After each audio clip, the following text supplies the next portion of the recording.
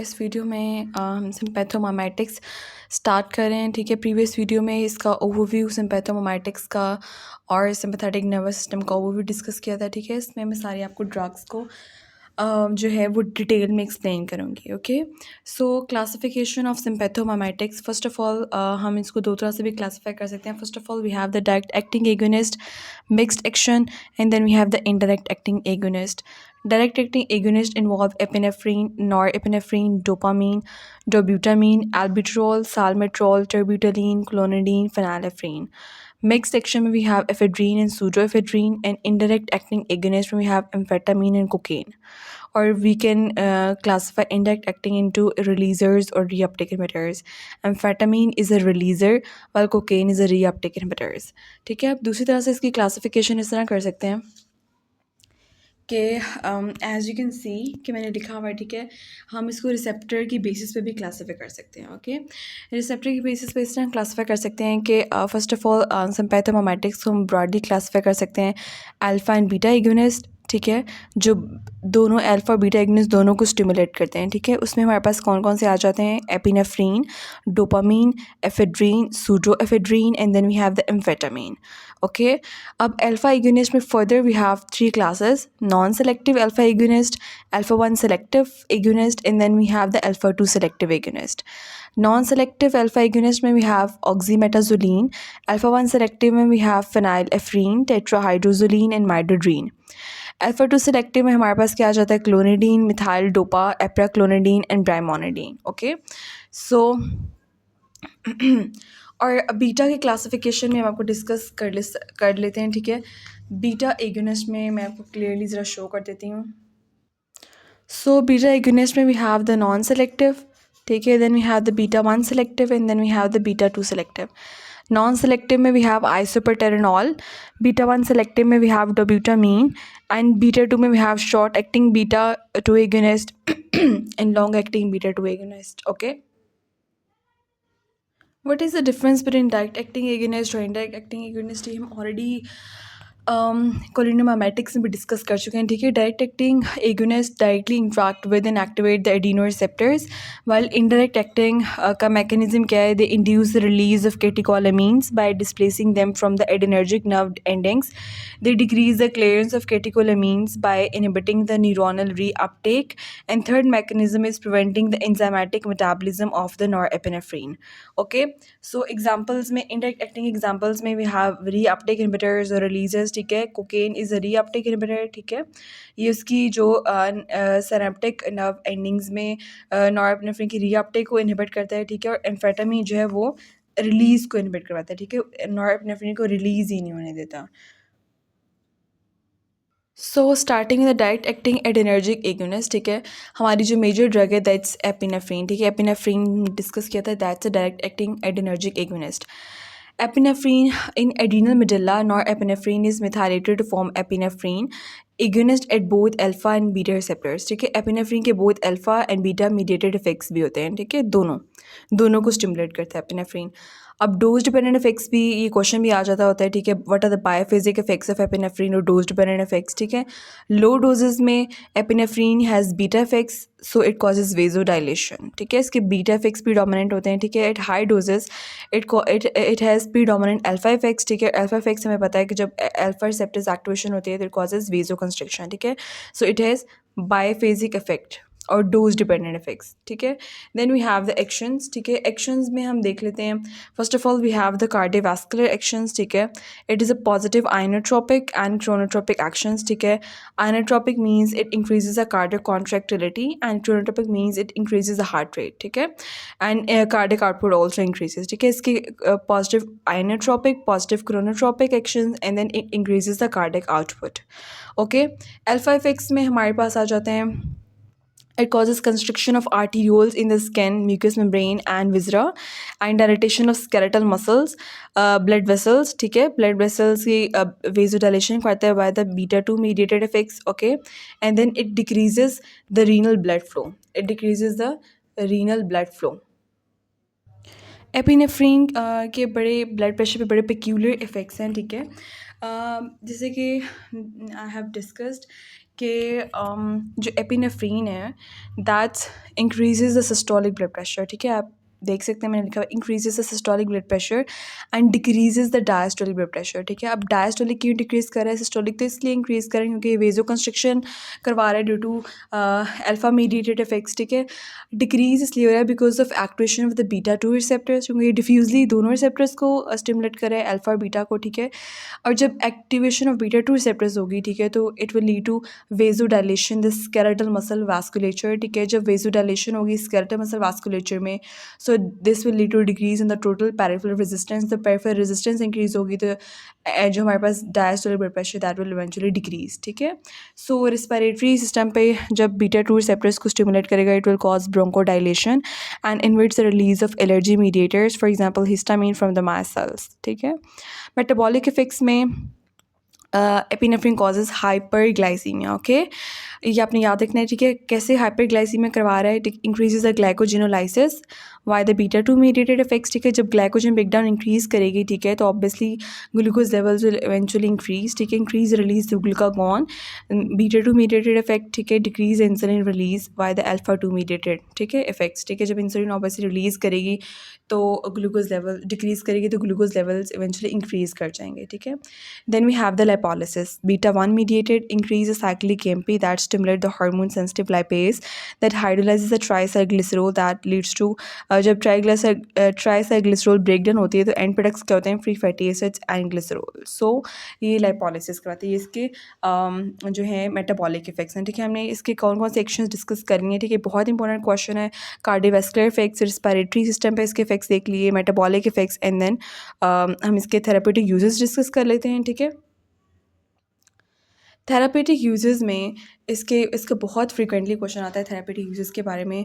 So it causes ब्रोंकोस्पैज़म के treatment में use कर सकते हैं, ठीक है। सबक्यूटेनियस एडमिनिस्ट्रेशन करते हैं, ठीक है, फॉर रिलीविंग द ब्रोंकोस्पैज़म, ठीक है। एनाफिलेक्टिक शॉक में, ठीक है, इंट्रामस्कुलर, ये आपने जो रूट ऑफ एडमिनिस्ट्रेशन ये आपने याद रखना है, ठीक है। बहुत फ्रीक्वेंटली एमसीक्यूज़ में पूछ लिया जाता है, ठीक है। एनाफिलेक्टिक शॉक में IM इंट्रामस्कुलर एडमिनिस्ट्रेशन करते हैं, ठीक है। It is also use in the treatment of cardiac arrest, ठीक है। डायरेक्ट इंट्राकार्डिक इंजेक्शन दे देते हैं नॉरएपिनेफ्रीन का हम, ठीक है, या फिर IV देते हैं। Local anaesthesia by producing therapeutic uses of epinephrine, इसमें we have it is used for the treatment of bronchospasm, ठीक है, anaphylactic shock, cardiac arrest, local anesthesia and intraocular surgery, ओके। आपने रूट्स ऑफ एडमिनिस्ट्रेशन याद रखने हैं, ठीक है। They are important MCQ wise, ठीक है। ब्रोंकोस्पैज़म में सबक्यूटेनियस एडमिनिस्ट्रेशन होती है, ठीक है। एनाफिलेक्टिक शॉक में intramuscular administration and cardiac arrest में डायरेक्ट इंट्राकार्डिक एडमिनिस्ट्रेशन और IV हम देते हैं। लोकल एनेस्थीसिया में ये एज एडजंक्ट यूज़ होते हैं क्योंकि हम मतलब कि वी नो कि जब हम लोकल एनेस्थीसिया देते हैं तो साथ हम जो है वो वेजो कंस्ट्रिक्टर ड्रग लाइक एपिनेफ्रीन देते हैं क्योंकि वो उस साइड पे वेजो कंस्ट्रिक्शन करवाएगा, ठीक है। और जो हमारे पास एनेस्थेटिक है उसकी ड्यूरेशन जो है वो प्रोलॉन्ग हो जाएगी, ओके। एंड वी हैव, अच्छा, फार्माकोकाइनेटिक्स डिस्कस करने से पहले मैं आपको इसकी जो है रैशनल है और जस्टिफिकेशन फॉर एनाफिलेक्टिक शॉक, हम एनाफिलेक्टिक शॉक में क्यों एडमिनिस्टर करते हैं, मैं आपको उसको ज़रा डिटेल में एक्सप्लेन कर देती हूँ। ये कई दफ़ा SCQ भी आ जाता है। एज़ यू कैन सी, ठीक है, मैंने इसके सारे जो इफेक्ट्स हैं pharmacological effects of epinephrine in anaphylaxis उनको सबको रिसेप्टर वाइज मैंने समराइज़ किया हुआ है, ठीक है। तो बहुत मैंने इसको कंसाइज करके लिखा हुआ है, ठीक है। मैं शेयर भी कर दूँगी ये। सो स्टिमुलेशन, जैसे कि हमने डिस्कस किया था कि एपिनेफ्रीन जो वो अल्फा और बीटा रिसेप्टर्स को दोनों को स्टिमुलेट करती है, ठीक है। और stimulation of alpha 1 adrenergic receptors leads to increased vasoconstriction, increased peripheral vascular resistance। जब peripheral vascular resistance increase हो जाएगी तो eventually हमारे पास blood pressure भी raise कर जाएगा। तो हमारे पास anaphylactic shock में basically हमारे पास hypotension हो रही है, तो हमारे पास जो आउटकम है वो एपिनेफ्रीन एडमिनिस्ट्रेशन का ये हुआ कि हमारे पास ब्लड प्रेशर रेज हो गया। And then reduction of tissue oedema, that's basically laryngospasm और laryngoedema, and then nasal vasoconstriction, क्योंकि हमारे पास वो सिक्रीशंस इंक्रीज़ कर गई होती हैं तो ये नेज़ल वेजोकंस्ट्रिक्शन करवाता है, ठीक है। Alpha 2, stimulation of alpha 2 lowers the intraocular pressure, stimulation of beta 2 receptors, raised heart rate, positive chronotropic effect, increased cardiac contraction, positive inotropic effect, and vasoconstriction skin and the mucosa. Okay, अब beta 2 receptors की जो stimulation है, it also causes bronchodilation, vasodilation, inhibition of the inflammatory mediators release, ठीक है, lowering of the peripheral blood pressure. सो ये हमारे पास मैंने सारे समराइज़ कर दिए, ठीक है, आपको pharmacological effects of epinephrine in the anaphylaxis. So अगर आपको इसकी रैशनल पूछ लिया जाता है कि हम एनाफाइलेक्सिस में एपिनेफ्रीन क्यों एडमिनिस्टर करते हैं, तो आपने सबको रिसेप्टर वाइज समराइज़ करके लिखना है. इसकी फार्माकोकाइनेटिक्स जैसे कि हम पहले डिस्कस कर चुके हैं, ठीक है, एपिनेफ्रीन जो है वो मेटाबलाइज होके, ठीक है, पीछे डिस्कस भी की थी कहीं कि यस, ठीक है. सो हमारे पास नॉरएपिनेफ्रीन जो है, एपिनेफ्रीन जो है वो मेटाबलाइज होकर जो एंड प्रोडक्ट है दैट्स वेनिलाइल मेंडालिक एसिड, VMA, ठीक है, और जो VMA है वो हमारे पास जो है वो that will be excreted out in the urine, ठीक है, इसकी रीनल एलिमिनेशन होती है. Now adverse effects of the epinephrine. CNS effects में it causes anxiety, fear, tension, headache, tremors and cardiac arrhythmias, pulmonary edema, increases afterload due to vasoconstriction, ठीक है, that causes pulmonary edema. So ये दो lines, ठीक है, discuss की हुई हैं हमारे पास लेपेनकॉर्ट में क्वेश्चंस, ठीक है, मैंने इसको क्वेश्चंस की हेडिंग के साथ लिखा है. पेशेंट्स ऑफ हाइपरथायराइडिज्म में जो हाइपरथायराइड पेशेंट्स होते हैं उनमें dose should be reduced. Why the dose should be reduced? क्योंकि हमारे पास जो है हाइपरथायराइडिज्म में there is increase production of the adrenergic receptors, ठीक है, जैसे कि आप देख सकते हैं there is increase production of adrenergic receptors. जब हमारे पास रिसेप्टर्स इंक्रीज करेंगे तो ऑब्वियसली हमारे पास एग्जैजुरेटेड रिस्पॉन्स आएगा एपिनेफ्रीन का, so its dose must be reduced. Okay, in diabetic patients the dose should be increased. Why? Because epinephrine जो है that increases the endogenous stores of glucose. Okay, क्योंकि मैं metabolic effects भी discuss किए थे, ठीक है, जब हमारे पास सिंपैथेटिक स्टिमुलेशन होते हैं that causes gluconeogenesis, glycogenolysis, increase glucagon release. So eventually हमारे पास ग्लूकोज के लेवल्स को ये इंक्रीज करवा रहे हैं. Okay, then we have the important SCQ, ठीक है, इंपॉर्टेंट SCQ मैं आपसे डिस्कस करती हूँ. What is epinephrine reversal? Okay, ये बहुत इंपॉर्टेंट SCQ है, बहुत फ्रिक्वेंटली ये पास्ट SCQs में भी आया हुआ है, ठीक है. So use of alpha-1 blocker to reverse the hypertension to hypotension in a patient receiving too much epinephrine. That's mediated by phenoxybenzamine, that is alpha-1 blocker. It is also known as phenomena of Dale. Basically होता क्या है, ऐसे मैं simple words में आपको explain कर दूँ कि जब हम बहुत ज़्यादा एपिनेफ्रीन एडमिनिस्टर करें किसी पेशेंट में, तो हमें पता है, मैंने जैसे कि पीछे डिस्कस किया है कि डिफ्यूजली सारे रिसेप्टर्स को स्टिमुलेट कर रहा है. तो जब alpha-1 रिसेप्टर्स को स्टिमुलेट करेगा तो इट विल कॉज वेजोकंस्ट्रिक्शन, ठीक है. जब वेजोकंस्ट्रिक्शन होगी तो इट विल कॉज हाइपरटेंशन, ठीक है, बहुत ज़्यादा हाइपरटेंशन जो है दैट्स नॉट गुड, ठीक है, तो ये अलार्मिंग है, ठीक है. तो इसके साथ अगर पेशेंट को बहुत ज़्यादा हम एपिनेफ्रीन हाई डोजेज में एडमिनिस्टर करें तो हम साथ में कोई alpha-1 ब्लॉकर देते हैं, मेनली दैट्स फिनॉक्सीबेंजामीन, ठीक है. तो it is known as epinephrine reversal, मतलब हम एपिनेफ्रीन का जो alpha-1 मीडिएटेड एक्शन है उसको रिड्यूस कर रहे हैं. Okay, now we will discuss norepinephrine, ठीक है. नॉरएपिनेफ्रीन जो है that's basically non selective alpha agonist, ठीक है. It is agonist at both alpha-1 and alpha-2 receptors. It is also known as noradrenaline. Okay, अब इसके एक्शंस हम डिस्कस कर लेते हैं. फर्स्ट ऑफ ऑल मेनली इसके जो होते हैं वो कार्डियोवैस्कुलर एक्शंस होते हैं. कैसे? क्योंकि वी नो, ठीक है, alpha-1 रिसेप्टर्स की जब स्टिमुलेशन होगी तो इट विल कॉज वेजोकंस्ट्रिक्शन, ठीक है. जब वेजोकंस्ट्रिक्शन होगी तो both diastolic and systolic blood pressure increase करेगा. Means mean systemic blood pressure will eventually increase. Weak beta 2 activity increase the peripheral vascular resistance. So अब इसमें होता है एक रिफ्लेक्स ब्रेडिकार्डिया, ठीक है. अब उसका मैकेनिज्म क्या है रिफ्लेक्स ब्रेडिकार्डिया का? That's eventually lead to reflex bradycardia. वो क्या चीज़ है? Rise in the blood pressure, ठीक है. जब वेजोकंस्ट्रिक्शन हुई है alpha-1 रिसेप्टर्स की स्टिमुलेशन की वजह से, that will rise the blood pressure. Stimulation of बेरो रिसेप्टर, ब्लड प्रेशर इंक्रीज करेगा तो आपके पास बेरो रिसेप्टर्स की स्टिमुलेशन हो जाएगी, ठीक है. सो वेगल एक्टिविटी इंक्रीज कर जाएगी. जब वेगल एक्टिविटी इंक्रीज करेगी तो it will cause reflex bradycardia. Okay, so it has positive inotropic effects are maintained. So अगर टेकीकार्डिया कब, अगर हम इससे पहले नॉरएपिनेफ्रीन के एडमिनिस्ट्रेशन से पहले एट्रोपिन देंगे तो it will cause tachycardia. Then we have the therapeutic uses, ठीक है. थेरापीटिक यूजेस में मेनली ये हम शॉक की कंडीशंस में देते हैं क्योंकि हमारे पास शॉक में ब्लड प्रेशर बहुत कम हो जाता है, ठीक है। तो हमारा जो अल्टीमेट गोल होता है वो ब्लड प्रेशर इंक्रीज़ करना होता है, ठीक है, नॉर्मल करना होता है। सो ट्रीटमेंट ऑफ शॉक में, because it increases peripheral vascular resistance that will lead to increase in the blood pressure. Septic shock, cardiogenic shock and hypovolemic shock, ठीक है, ये हम शॉक की कंडीशंस में देते हैं। फार्माकोकाइनेटिक्स ऑफ नॉरएपिनेफ्रिन में it is mainly given IV. Duration of action is 1 to 2 minutes, बहुत कम ड्यूरेशन ऑफ एक्शन है, ठीक है, because it's rapidly metabolised by monoamine oxidase and catechol O methyl transferase, ठीक है, बाय दीज 2 एंजाइम्स। इसके adverse effects, it causes blanching and sloughing of skin along the injected vein, ठीक है। क्यों करती है ब्लांचिंग और स्लफिंग? क्योंकि हमारे पास इंटेंस वेजो कंस्ट्रक्शन करवाती है, ठीक है। तो हमारे पास ब्लांचिंग मीन्स वाइटिश अपीयरेंस और स्लफिंग ऑफ स्किन, ठीक है, नेक्रोसिस करवा देती है along the injected when and tissue necrosis, okay. So should not be given in the peripheral veins, ठीक है। अगर हम पेरिफेरल वेन्स में देंगे तो इट कैन कॉज नेक्रोसिस, ठीक है, और गैंग्रीन वगैरह करवा सकती है due to intense vasoconstriction. So our next drug is isoproterenol. Isoproterenol is basically non-selective beta agonist. Okay, so it's a synthetic catecholamine. It's not a natural, it's a synthetic. ठीक है, beta 1 और beta 2 receptor agonist. It stimulates beta 1 and beta 2 receptors. इसके actions discuss कर लेते हैं, ठीक है। It is a positive chronotropic and inotropic actions, ठीक है। Chronotropic means it increases the heart rate and inotropic means it increases the cardiac contractility.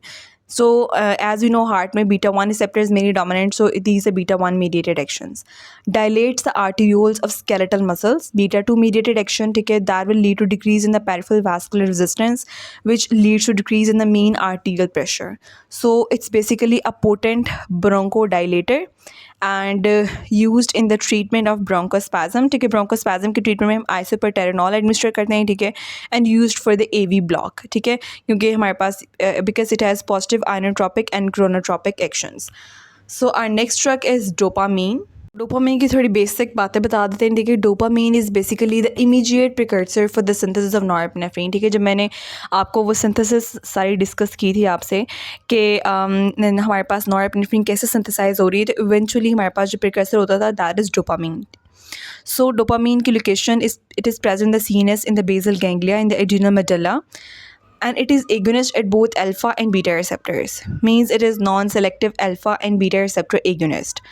सो हमारे पास जो है डोपामिन, इसके डोज डिपेंडेंट एक्शंस होते हैं, ठीक है। बहुत इंपॉर्टेंट SCQ फ्रिक्वेंटली आता है, ठीक है, कि what are the dose dependent actions of the dopamine. ये आपको थोड़ा सा मैं क्लोज करके दिखाती हूँ.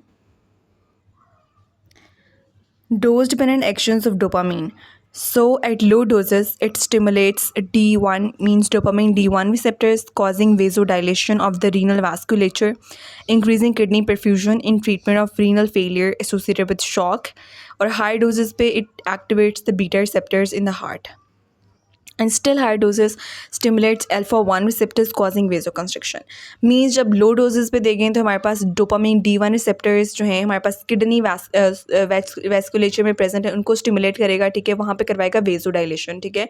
जब वेजोडाइलेशन हो जाएगी तो हमारे पास किडनी परफ्यूजन इंक्रीज़ कर जाएगी, ठीक है। अगर हमारे पास रीनल फेलियर का पेशेंट है, ठीक है, जिसमें शॉक की वजह से रीनल फेलियर हो गया है, तो हम उसमें डोपामिन एडमिनिस्टर करते हैं लो डोजेस, क्योंकि हमारे पास ये रीनल वेजोडाइलेशन करवाता है. अगर हाई डोजेस में देंगे तो हमारे पास beta receptors that are present the heart, उनको स्टिमुलेट करेगा, ठीक है। तो इसके हार्ट पे इफेक्ट्स आ जाएंगे. और अगर हम ज़्यादा स्टिल हाई डोजेस देंगे तो it stimulates alpha 1 receptors causing the वेजोकंस्ट्रिक्शन. ठीक हो गया. मीन्स ये लो डोजेस पे बीटा 1 रिसेप्टर्स को स्टिमुलेट करेगी और हाई डोजेस पे हमारे पास अल्फा 1 रिसेप्टर्स को स्टिमुलेट करेगी. डोपामीन के लिए एक और लाइन बड़ी मशहूर है, dopamine has kidney loving nature, ठीक है. सो हमारे पास जो जितने भी शॉक के पेशेंट्स होते हैं जिनके हमारे साथ रीनल फेलियर हो रहा होता है तो वे एडमिनिस्टर डोपामीन. और एक और बड़ा क्वेश्चन फ्रिक्वेंटली पूछा जाता है और ये पास्ट SCQs में भी काफ़ी दफ़ा आया हुआ है कि why dopamine is given as a continuous IV drip rather than injection. So इसका आंसर ये है कि dopamine is given IV only because of half life of dopamine in the plasma is short, that is 1 minute in the adults and 2 minutes in the newborns, okay, and 5 minutes in the preterm baby. So given as a continuous IV drip rather than injection means, ठीक है. इसका मतलब कि summary ये है कि dopamine की half life बहुत कम है, ठीक है, because it's a naturally occurring catecholamine. तो इसको हम as a IV infusion, continuous IV infusion administer करते हैं रादर देन इंजेक्शन. तो इसके एक्शंस डिस्कस कर लेते हैं.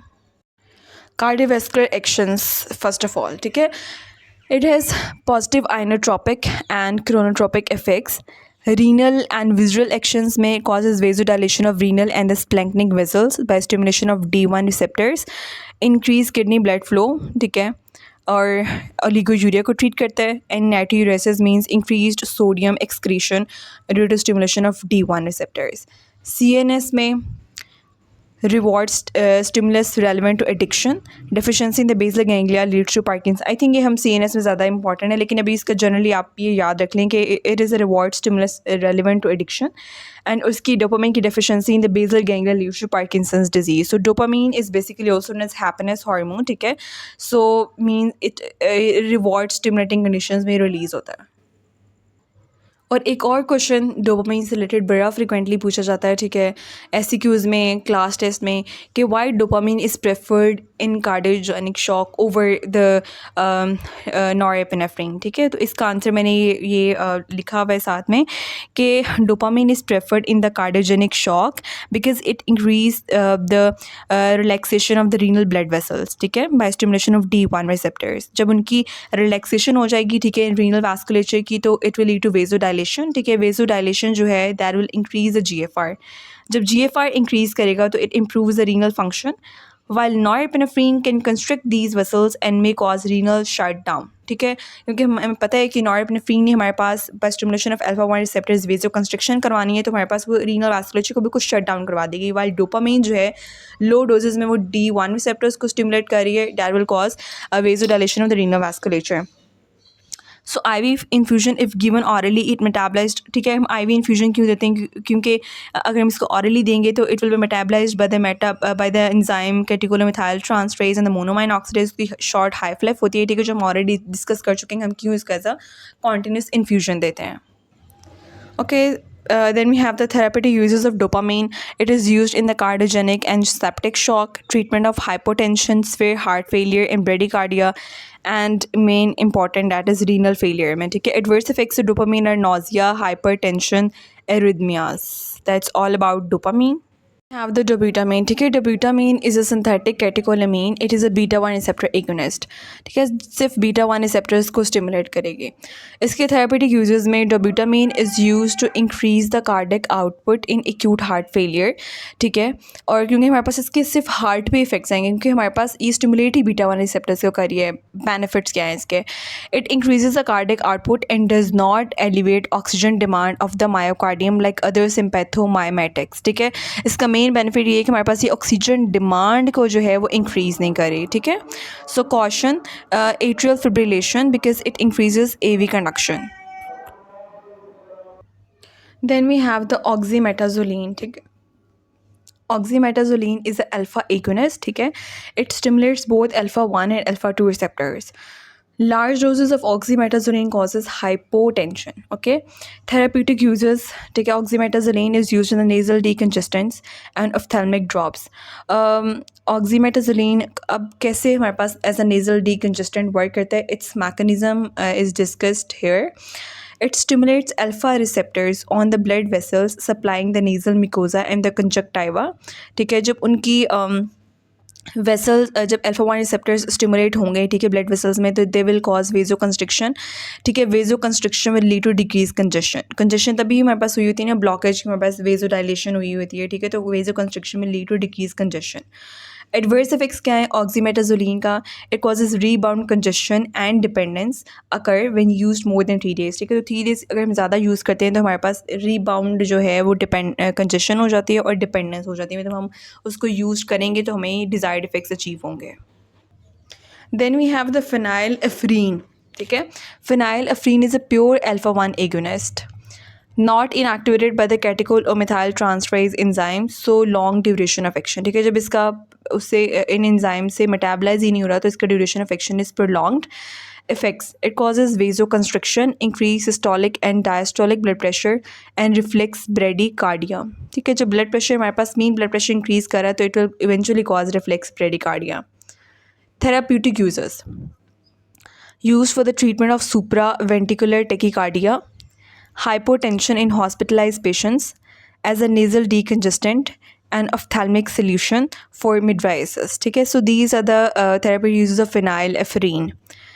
Then we have the midodrine. It's a minor drug. ठीक है, midodrine is a alpha 1 selective agonist. It is use for the treatment of orthostatic hypotension, increase arterial in the Venus tone. ठीक है, ये भी हमारे पास अल्फा 1 सेलेक्टिव है। ठीक है, तो हमारे पास अल्फा 1 सेलेक्टिव में कौन कौन से ड्रग्स हम डिस्कस कर लिए हैं। मेनली जो alpha agonist, we have oxymetazoline and phenylephrine and midodrine. Then we will discuss alpha 2 selective. Then we have the fenoldopam. The fenoldopam जो है कि हमारे पास डोपामिन तरह की एक ड्रग होती है। ठीक है, it is the agonist of peripheral dopamine D1 receptors, rapid acting vasodilator to treat severe hypertension in hospitalize patients. ठीक है, इसके एडवर्स इफेक्ट्स हम डिस्कस कर लेते हैं। Causes headache, flushing, dizziness, nausea, vomiting, tachycardia. Okay, dopamine D1 receptors की stimulation relaxes the vascular smooth muscles, we have discussed it before.